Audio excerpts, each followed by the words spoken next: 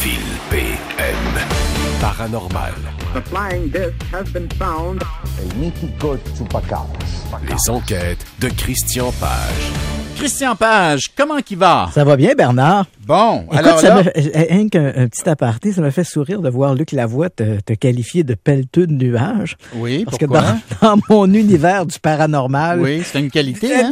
Des pelleteux de nuages, on en a beaucoup. Des chasseurs de licornes, on n'en manque pas. Mais est-ce que tu t'inclurais dans ce club? Non, pas du tout. Non, toi, t'es pas un pelleteux de nuages, J'essaie plutôt, moi, de faire le ménage. T'essaies de faire la part des choses. Oui, absolument. Très bien, très bien. Alors, écoute, on va y aller. Je pense qu'on va y aller avec le Sphinx parce que c'est tellement, un monument mythique, je dirais, voilà. Quasi mythique de la civilisation. Oui, absolument. Et écoute, je ne suis que le porteur de l'information, je ne suis pas celui qui l'a fait. Alors écoute, je te rapporte ça, c'est un congrès de géologie qui se tenait la semaine dernière en Europe, et là on a 2 chercheurs ukrainiens qui ont présenté leurs travaux, et c'est sûr que ça fait... un truc qui fait réfléchir. Nos deux chercheurs en question soutiennent que le Sphinx, bon, je te situe, tu l'as mentionné, c'est un monument qui est mythique. C'est un monument qui se trouve devant la pyramide de Képhren, sur le plateau de Gizeh, là où se trouvent les 3 plus importantes pyramides là, connues de la culture, c'est-à-dire la grande pyramide de Khufu, qu'on appelle aussi parfois Khéops, Képhren, qui était le fils d'ailleurs de Khufu, qui est la pyramide moyenne, et la plus petite, la pyramide de Mykérinos. Le Sphinx se trouve devant, est érigé sur une plateforme devant la pyramide de Képhren. Il faut savoir que jusqu'au milieu du 19e siècle, le Sphinx était complètement enseveli sous le sable. Hein. On n'avait que la tête qui en sortait, et là, on l'a dégagé. Ça a une espèce de corps de lion avec une tête de pharaon, et on suppose que c'est la tête du pharaon Képhren, et on suppose que c'est donc une commande du pharaon Képhren. Le Sphinx aurait à peu près 4500 ans, selon les historiens. 4500. Okay. 4500. Donc, à peu près 2500 ans avant Jésus-Christ pour la construction. D'accord. Et là, voilà que nos deux chercheurs en question nous disent, le Sphinx pourrait être beaucoup plus âgé que cela. Et quand on dit beaucoup plus âgé, on parle de 795 000 ans de plus. Parce que nos 2 chercheurs en question, eux, soutiennent que le Sphinx pourrait être âgé de 800 000 ans. Écoute, 800 000 ans, ça veut dire que c'était au moment où les gens auraient construit le Sphinx, peu importe qui en étaient les auteurs ou les artistes, c'était une époque où apparaissait ailleurs sur la planète Néandertal. Tu comprends? J'allais dire, c'est quasiment un dinosaure. Voilà, donc pendant que Néandertal commence à peupler l'Europe, quelqu'un ou une civilisation X ou Y construit le grand Sphinx d'Égypte.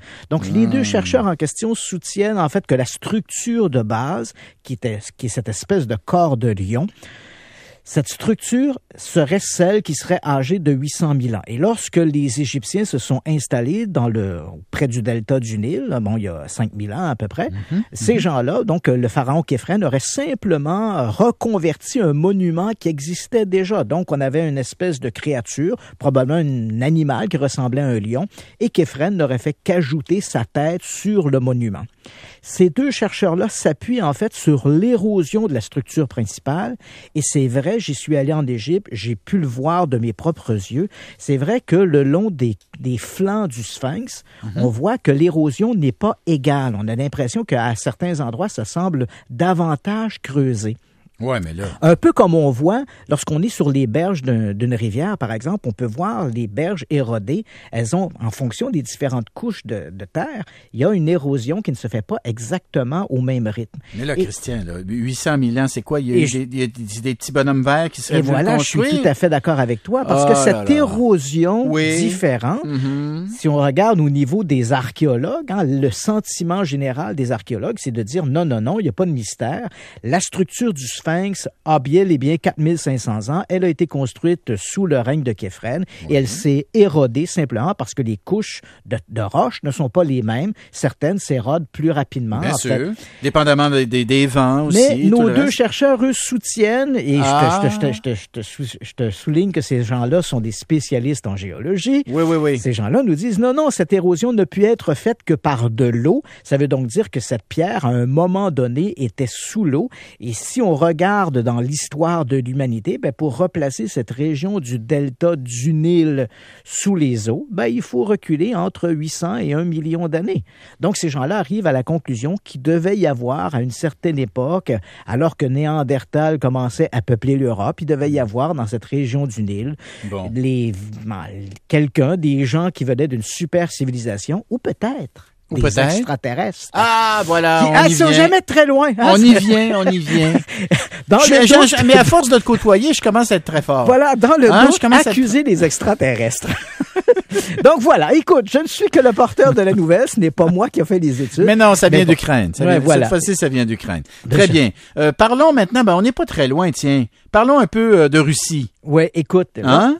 Et là, c'est une histoire qui moi-même me fascine depuis des années. Et je vais te remettre un peu en contexte parce que probablement, comme beaucoup d'auditeurs, tu ne connais pas cette histoire Dyatlov.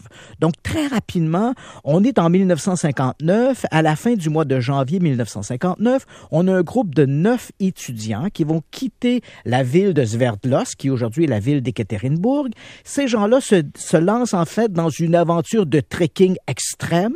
Leur objectif, c'est de rejoindre une montagne quelque part dans la chaîne de l'Oural, à 600 km plus au nord. Okay. Donc, ces gens-là partent. Ce sont des jeunes, mais des jeunes habitués au trekking. Mais malheureusement, à la mi-février, les jeunes ne sont pas de retour. On lance une équipe de recherche. Très rapidement, on va retrouver dans l'Oural, à flanc de colline, leur tente abandonnée.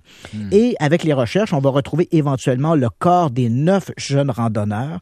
Ils sont, malgré une température extérieure de moins 20, moins 25 degrés, ils sont faiblement vêtus. Ils ont simplement des chaussettes, leurs survêtements, c'est tout. Ces jeunes-là, on va découvrir qu'ils ont déchiré leur tente de l'intérieur en pleine nuit et ont fui, visiblement dans un état de panique indescriptible. Bien sûr, en fuyant en pleine nuit à moins 20 degrés avec des chaussettes et des sous-vêtements, tu comprends évidemment qu'ils sont... 5 d'entre eux sont morts d'hypothermie. Les 4 autres, en tentant de fuir, sont tombés dans un ravin et sont décédés de leurs blessures.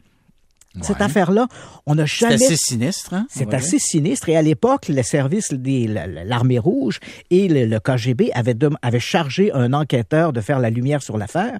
En mai 1959, ce magistrat, un certain Lev Ivanov, avait remis son rapport en disant les jeunes sont morts ou de leurs blessures ou d'hypothermie. Quant à savoir pourquoi ils ont paniqué de la sorte, il terminait son rapport en disant « Je l'ignore, mais ils ont visiblement cédé à une force irrésistible inconnue. » Oh, boy. Alors, tu comprends, depuis 1959, on se creuse la tête. Quelle est l'histoire? Qu'est-ce qui a fait que ces jeunes-là ont paniqué? Ben oui. L'affaire porte le nom de Affaire Dyatlov parce que le leader du groupe s'appelait Igor Dyatlov. Et l'endroit où l'incident s'est produit, qui est encore un endroit excessivement isolé, porte aujourd'hui le nom de Col Dyatlov, en souvenir de ces jeunes randonneurs. Okay. Et c'est là qu'arrive notre histoire assez incroyable.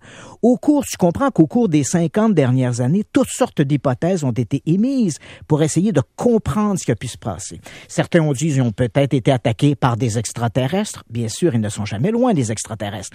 Certains ont dit peut-être qu'ils ont été attaqués par un Yéti. J'allais dire, le Yéti. Le voyons, Yéti, on l'abominable homme des neiges. On est dans l'Oural. Ouais, mais l'une des hypothèses les plus souvent avancées, même si elle n'a jamais été démontrée, c'est que les jeunes auraient pu être pris d'une soudaine panique parce qu'ils se seraient trouvés au centre d'une expérience militaire secrète. Oh boy. On n'a jamais pu étayer ça. Et là, on apprend cette semaine à travers les journaux qu'en 2008, un groupe de randonneurs qui s'était rendu sur place avait localisé dans la forêt, tout près du col Dyatlov, un morceau de métal excessivement important, pièce de métal qui fait quand même 1 mètre sur 1 mètre.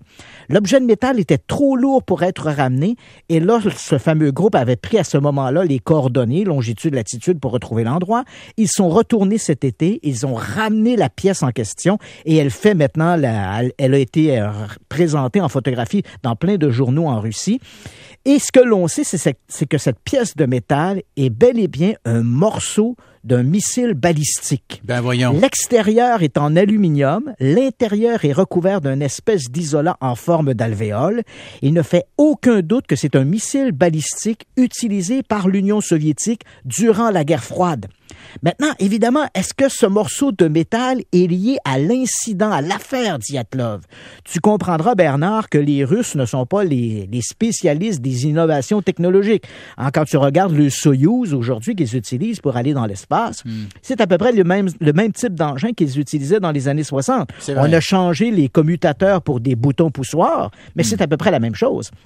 Alors, ce morceau de missile trouvé près du col Dyatlov, est-ce que c'est un essai balistique qui aurait été fait par l'Armée rouge avant 1959 ou au cours des années 60?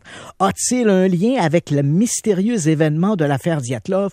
On l'ignore, mais tu comprends que de présenter aux journalistes cette fameuse pièce de métal, ça a relancé l'intérêt pour l'affaire Dyatlov et c'est venu ajouter de l'eau au moulin de ceux qui croient que la mort de ces 9 randonneurs serait due à une expérience militaire secrète. Mais quoi, le missile aurait explosé tout près de l'endroit? Voilà, là, le missile aurait explosé au-dessus de l'endroit où se tenaient, où campaient nos jeunes. Et à ce moment-là, ils auraient peut-être paniqué en craignant qu'ils étaient la cible de quelque chose, auraient fui la tente. Et évidemment, tu comprendras, dans une région aussi isolée, une fois que tu t'es éloigné de quelques mètres à peine de la tente, dans une obscurité totale, tes chances de retrouver l'endroit sont à peu près nulles. Et évidemment, ces jeunes-là se sont condamnés à une mort certaine. Eh bien, écoute, on espère qu'un jour, on découvrira... On va résoudre l'affaire Dyatlov. J'aimerais bien, parce que pour les familles de ces 9 randonneurs, ça doit pas être drôle. Mon cher Christian Page, je te remercie. J'informe Bernard.